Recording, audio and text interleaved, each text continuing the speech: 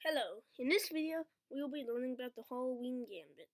The reason why it is called the Halloween Gambit is because it is very scary to play on both sides. It starts with e4, e5, knight f3, knight c6, knight c3, knight f6. Looks like a very subtle 4 knights game until knight x e5. Bam. This move, knight x e5, characterizes the Halloween Gambit because it is really scary to play on both sides. We will be going over some of the most popular systems by both sides on the study. Of course, the Halloween Gambit is not something you would play seriously in a tournament, but some grandmasters can make very good use of it. The main line, the knight g6 dodge. So this is the start right here.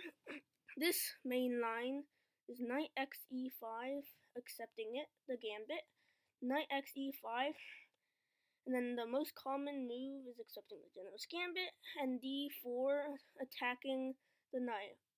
Black has 2 spots for the knight. Knight eg4 is impossible due to the queen. Due to after moving this pawn over there, and then the queen can take it.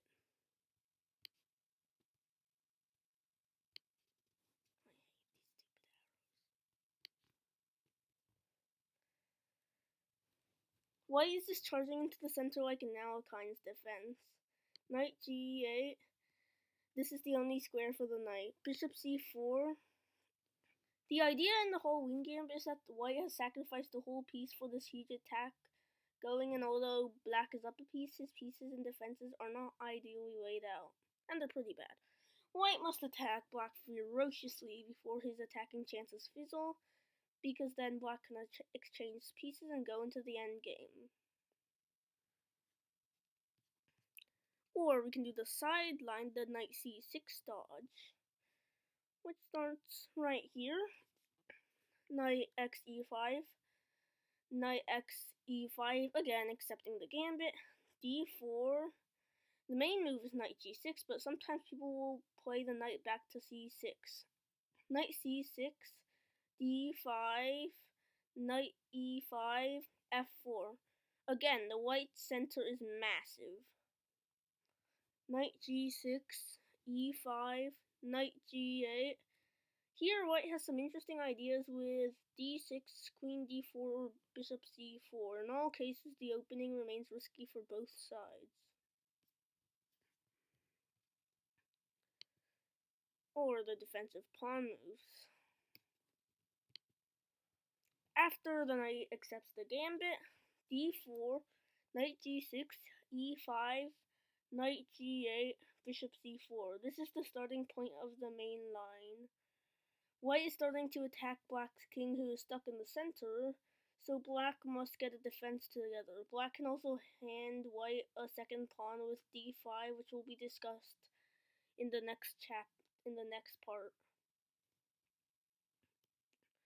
d6 or f6. This is one possible way for black to defend. However, this king is still in the center, and white can continue to attack with castling and rook e1+. Back here, castling, dx e5, dx e5, c6. Here black has a little fortress, but black must try to exchange as many attacking pieces with white as possible to give his king a bit more security. Fortunately, here white's pawn on e5 acts as some kind of shield for black.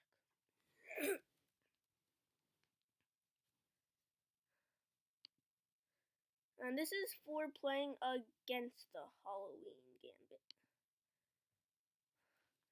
So right there, the Halloween Gambit gets started, then knight x e5 accepting the gambit, then d4, knight g6, e5, knight g8, bishop c4.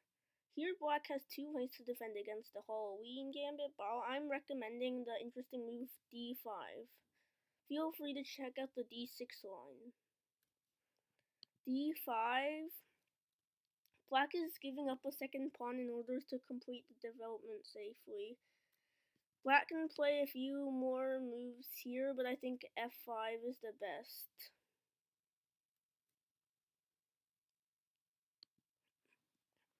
Bishop xd5, c6, bishop b3, bishop b4, castling, bishop xc3, bishop xc3, knight 8 e7.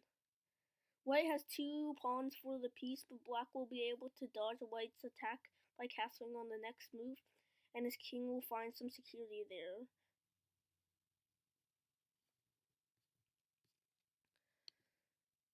Well, of course, accepting the Halloween Gambit is completely voluntary. So what if they don't? For example, knight xe4. Then you would do queen h5 as usual attacking, then queen f6. Well, it's one of the moves that most people play.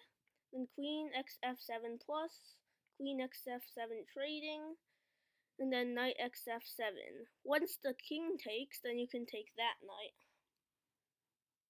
Otherwise, you can take the rook if they first take this knight right over there. And it's interesting to play by both sides.